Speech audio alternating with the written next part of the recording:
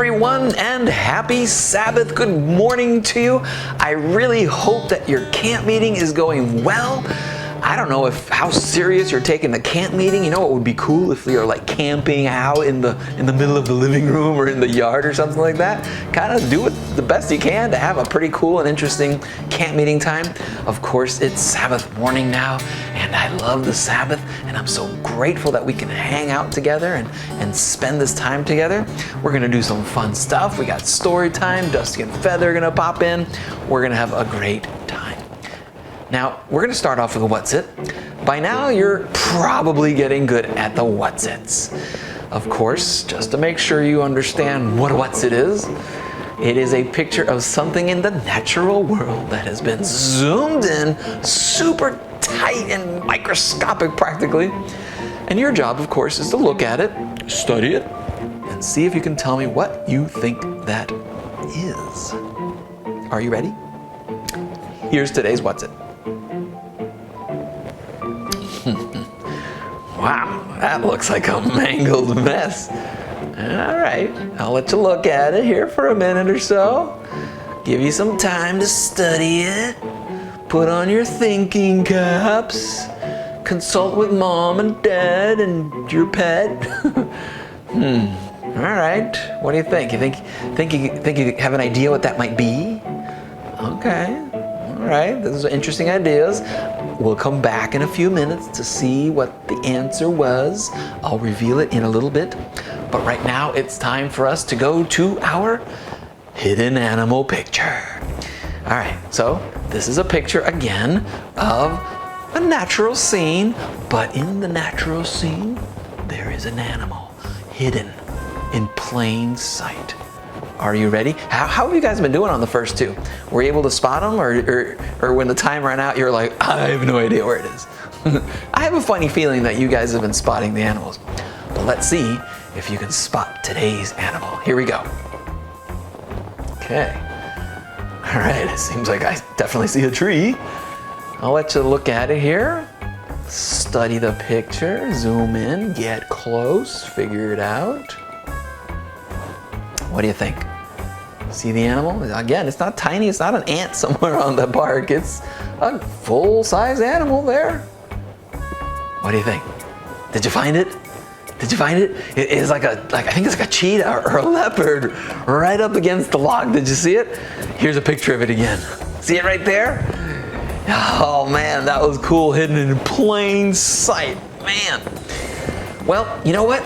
The next thing that we're gonna do here really quick is check out some of my favorite funny animal memes.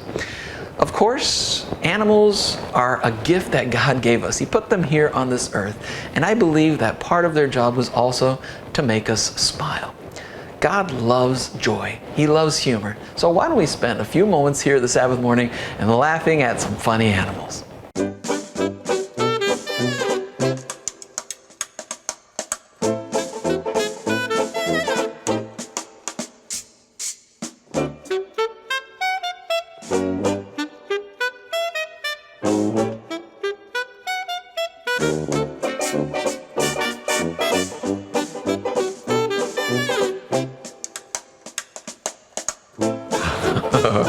Those are funny. Those are cute. All right, that was fun. All right, you know what? It's time for us to check in and see what those couple of furry guys are up to. Of course, you know I'm talking about Dusty and Feather. They're always up to something. They are, of course, our animal experts. Let's see what's going on today in the Dusty and Feather Show. Ladies and gentlemen, boys and girls, nocturnal creatures, and animals with feathers and fur, welcome to the show you almost forgot to be excited about. It's the Dusty and Feather Show! Hello, everyone! Hello! We're so excited that you've joined us today. Oh, yes, Feather, they've come because they also love animals. That's right, all animals. Well, most animals! Most animals? Dusty, what are you talking about? Our show is about how much we love to talk about animals. Yeah, well, you know how I feel about frogs, Feather. Fine, we won't talk about frogs then today. Good. Is that a frog over there? Ah! Where? My bad. That's just a leaf. That wasn't funny, Feather. I was just trying to help you overcome your fear, Dusty. Well, you're not helping at all. Not even a little. Okay, I'm sorry. Huh. Well, today I thought we could talk about the kids being helpful. And I thought that we could tell the kids about an animal that is very helpful. Really? A helpful animal? You better not be talking about frogs. No, Dusty. There's actually a bunch of different animals out there that are quite helpful. To people, to other animals. There's even animals that help nature and the environment. Really? Are you sure, Feather? I've never heard of an animal helping to clean my room or help me make my favorite kinds of nachos. Yeah, I don't know any animals that can help that way, Dusty, but the one animal that I thought we could tell the kids about today is the beaver. The beaver? Really? Are they that helpful? Don't they just go around chopping down trees with their big old teeth? That's true, Dusty. They do cut down trees. Don't they also build dams and rivers and streams? Yeah, good job, Dusty. You know about beavers. Beavers are important because they help create wetlands. And that's good? Yes, that creates important habitats for many other animal species and fish and amphibians and even important plants. Really? The beavers can help all those things? Wait a second. Did you say amphibians? Are beavers helping frogs too? Well, yes, Dusty, they are. Frogs love water, so frogs are being helped too. Is that okay? Well, I guess. I don't hate frogs, Feather. I'm just a little scared of them, that's all. That's okay, Dusty. There's nothing wrong with being a little afraid of frogs. I'm a little afraid of fish. Beavers are helping fish too. Yeah. And because of the dams, now fish have a larger area to live in. Plus, those dams help prevent flooding by slowing down the flow of water downstream. Wow, that's amazing. Wait a second. That's something that is helping us, because we live downstream. That's right. Wow, I didn't know that beavers were so helpful, Feather. They help people, they help animals, and frogs, and fish, and plants. Beavers are so cool. They are, Dusty. It's cool to be helpful. I want to be helpful too, Feather. What can I do? What can the kids do? Well, I want to be helpful too, Dusty. We just have to ask God to help us know what we can do to help people. I'm sure there are things we can do around the house.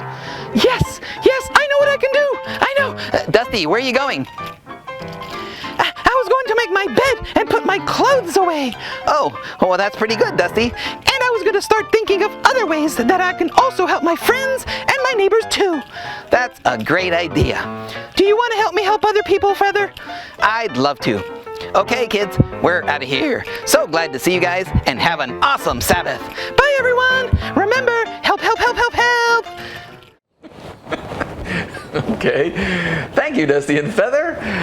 Now we are going to go to our What's It reveal. That means you have run out of time trying to figure out what that What's It was. That's a tongue twister.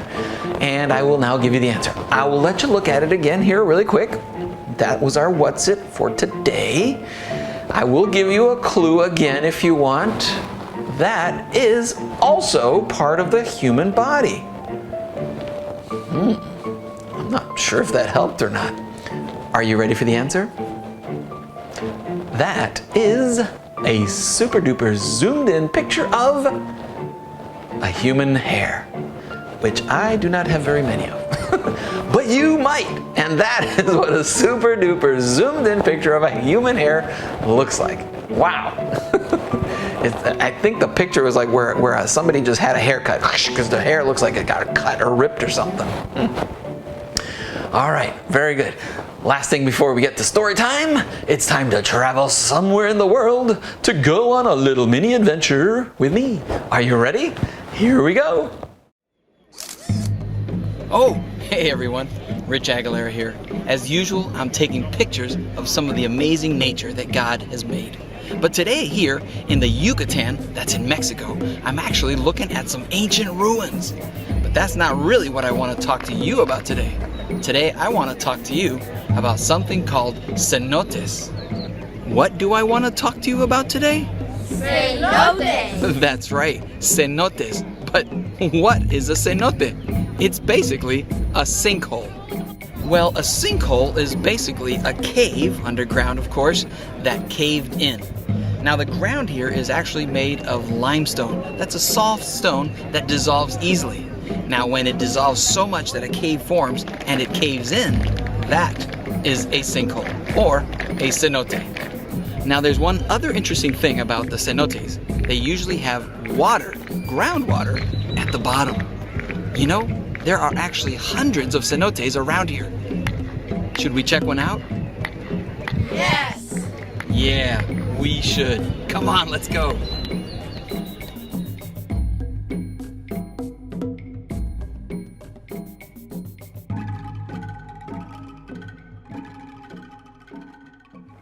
Well, here we are.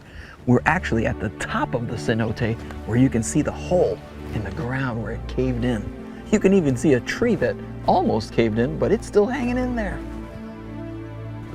Well, it looks like this is the entrance to the cenote. Looks pretty cool and dark. Well, I don't want to get my clothes all wet, so I'm gonna go change. I'll be right back.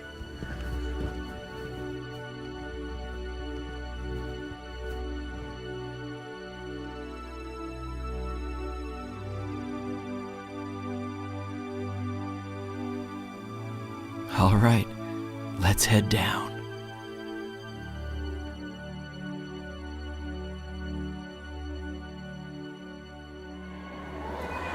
Well, this is a cenote, a sinkhole, and a very unique sinkhole because there's just a tiny opening at the top where light is coming in.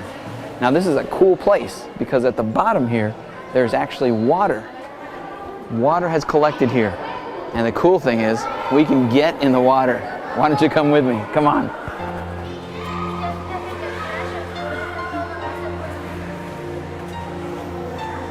This is gonna be cool.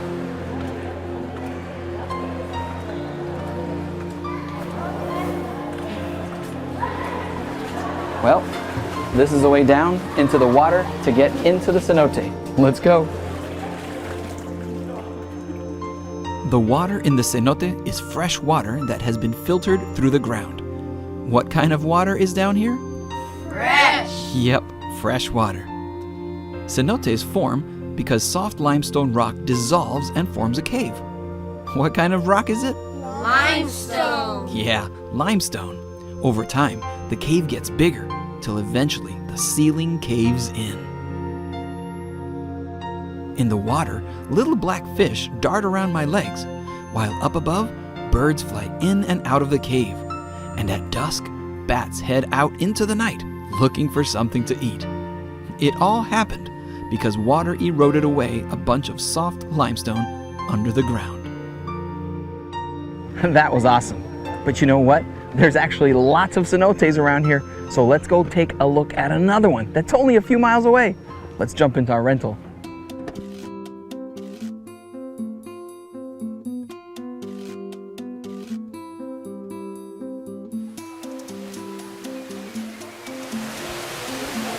Wow, here's another cenote, except this one has stairs, and you can climb up and jump in the water. Let's give it a try.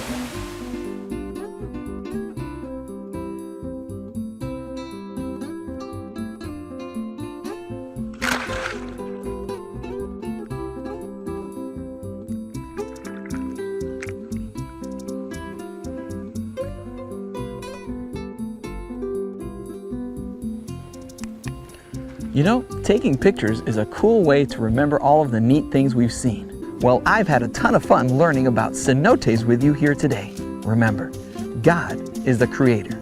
Nature is his masterpiece. See ya.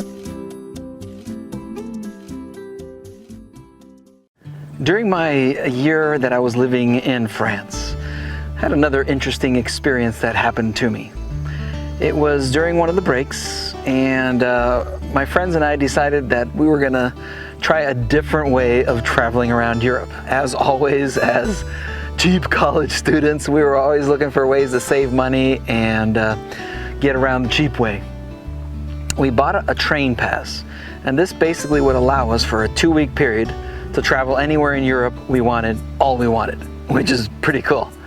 So we came up with this pretty cool idea that every night we would look at our little train book, the schedule, and just get on a train at 7, 8, 9 o'clock at night and look for a train that would go straight somewhere till the morning. And then we would sleep on the train. The trains were pretty nice because they had these big long benches and they would fold down, and it was very comfortable, plenty of room to sleep. So we're like, let's save money on hotels or hostels, and we would sleep on the train.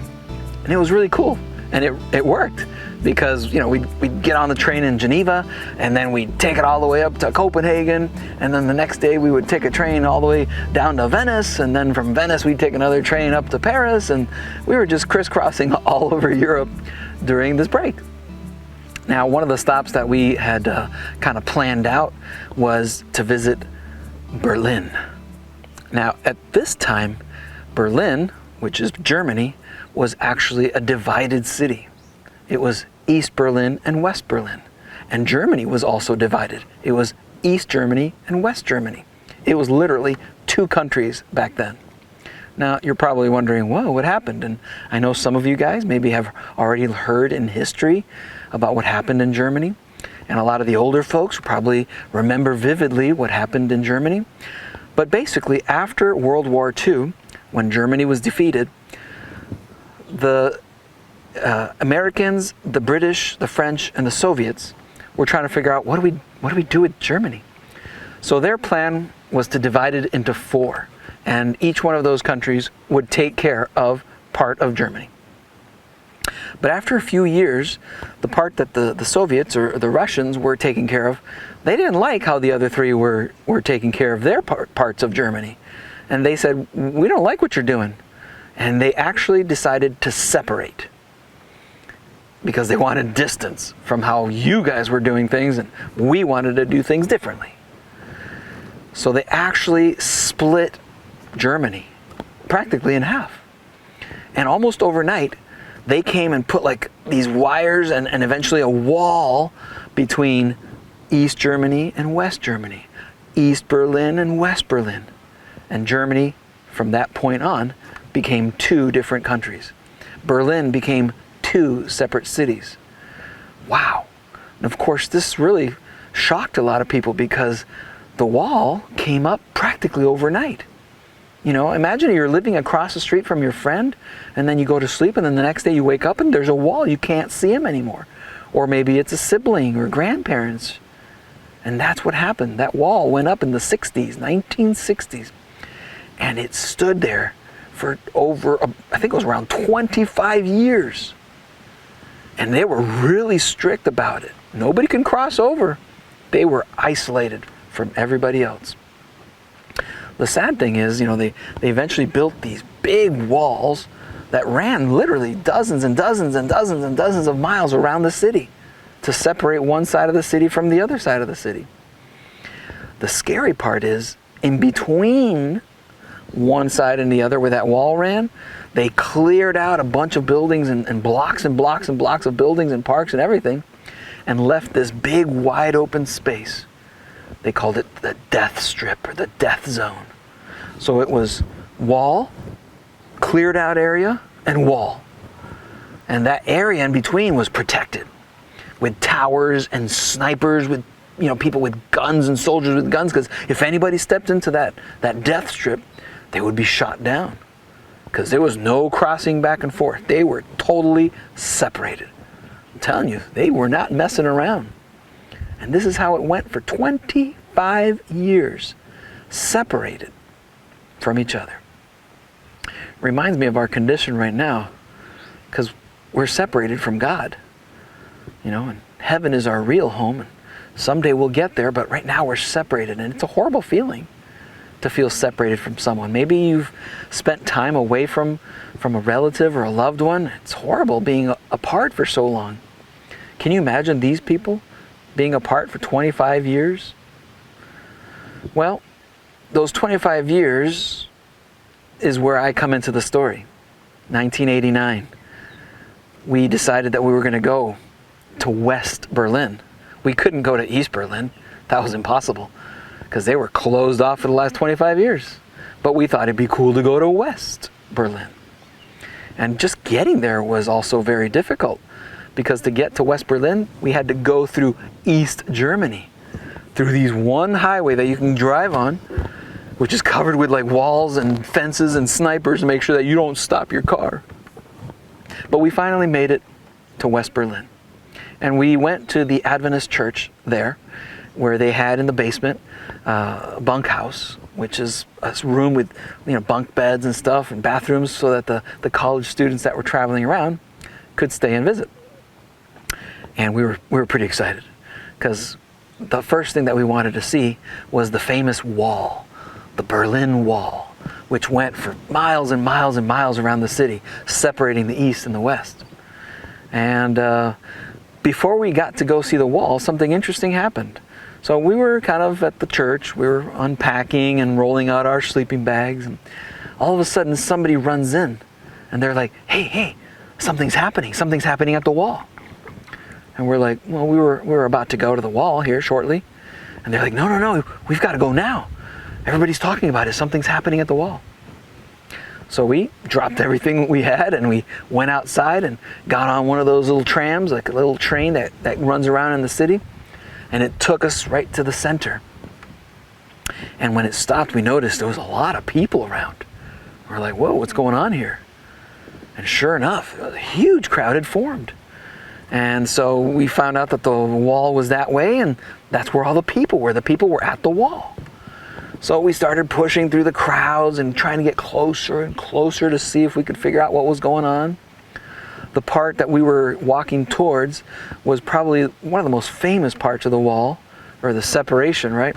The Brandenburger Tor, which is this big monument with this big, bronze statue on the top and these huge columns. And the wall had been put right in front of that, so we couldn't even actually get to that monument. But that's where tons of people were gathering. And we pushed and pushed and got closer. And finally, we couldn't get any closer, and we didn't know what was going on. We could hear people talking, but it was in German. We could hear some speaking over the loudspeakers, but we didn't understand. So we decided to go off to the side into this little wooded area to see if we can see what was going on. And that didn't help. But you know what? Ever since I was a little kid, I loved climbing trees. So I said, hey guys, you know what? I'm going to climb the tree to see if I can see over the wall to see what was going on. Maybe there were some clues there. So I scampered up the tree and I got pretty high up there, and I was like looking over. I could see down into that death strip. There's nothing going on though. I noticed also that a couple other people had the same idea and they climbed up into the trees, the good tree climbers, and they're also up there looking around trying to see if they can see what was going on, and there's nothing going on. And of course my friends down on the ground, they're like, what do you see? What do you see? I'm like, nothing. There's nothing going on here. And I stayed up there for a little while, see if something would happen. We can see the crowd was getting a little tense. Whatever it is they were saying over the announcement speakers was getting people riled up. And all of a sudden, I saw something that I will never forget for the rest of my life. Because as I looked over that death strip, that area where there was nothing, I suddenly saw one guy running across from the other side towards our side. I was immediately terrified for the guy because he's running in the death zone. And I knew that there was soldiers and snipers and people there that their whole job was to shoot down anybody that stepped into that zone. And I was terrified for the guy, and I was horrified that they were going to shoot the guy right there in front of me. And I started telling the people that were on the ground what was happening.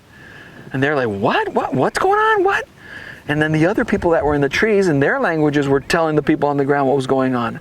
And I was like, there's a guy running in the middle of the death strip. And everybody got all worried and tense. And what's going on? What's going on? It was very creepy and tense moment. And all of a sudden he disappeared. He made it all the way to the other side of the wall. I was so relieved. But now I couldn't see him because he was on the other side of the wall right in front of us. For a few minutes, nothing happened until the guy figured out how to get up on that wall. And he came up from the other side and he stood on the wall all by himself. One guy just went like this. There were thousands of people there, and they all screamed when that guy stood on the wall like there all by himself. The crowd went wild. Let me tell you, I've been to sporting events and soccer matches, international soccer matches with the fans are really loud. This was nothing compared to that. The crowd roared because this guy had crossed over from the east to the west and was standing on our side of the wall doing this sign of like success, of victory. And I'm shouting to the people on the ground what's going on, and suddenly I see another guy coming and another guy coming, and soon 2, 3, 4 guys are popping up on the wall doing this celebration, because they were announcing that the Berlin Wall was coming down, and we were there. And all of a sudden it just got really crazy, and people from both sides of the wall started climbing up. And now the interesting thing about that particular part of the wall, it's really thick. It's about 5 feet thick. Just as it goes around that Brandenburger Tor area. Wide enough for people to stand on, like a sidewalk. And I climbed down from my tree and I started pushing towards the wall. My whole little group, we start pushing towards the wall. We're like, can we get close to the wall too? And finally we made it to the wall, and we're standing there touching the Berlin Wall. And everybody around us is climbing up and climbing down and climbing up. And we're like, should we do it? Should we go up there too? Sounded like a good idea at the moment, so we started climbing up. I started giving everybody a boost because it was like 10 feet tall. I was the last one because I was the older of the group. So I was the last one at the bottom, and so I'm like, hey, give me a boost, give me, I couldn't reach my friends, but you know what? Some random German guy just came up behind me and grabbed me and lifted me up. And he boosted me high enough so my friends could reach my hand, and they pulled me up, and I'm climbing up there trying to get to the top of the wall. And I made it to the top of the wall, and me and my friends all stood there, and we're just like soaking it in. We're like shocked because everybody was singing joyfully and kissing and hugging and crying. It was an amazing moment. You know why? Because it was an incredible celebration. East meeting West for the first time in 25 years.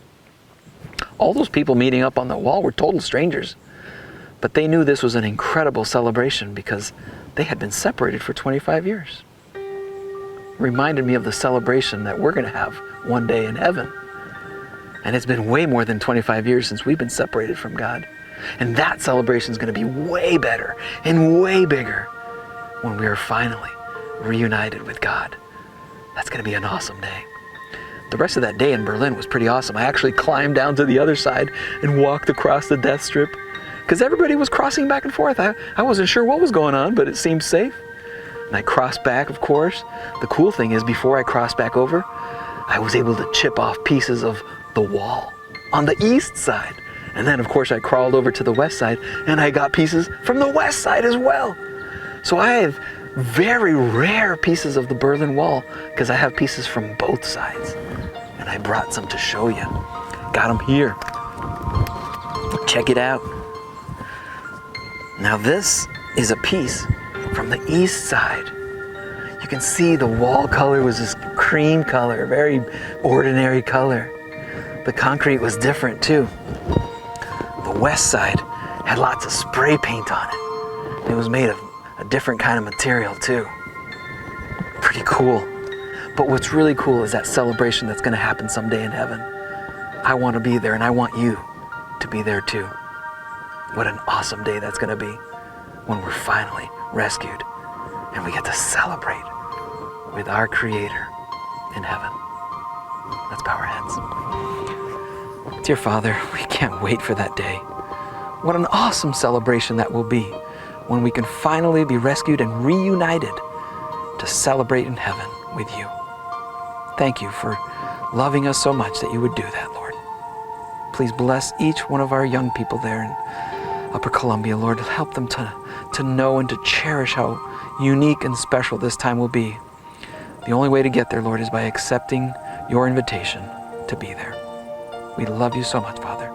In your precious name I pray. Amen.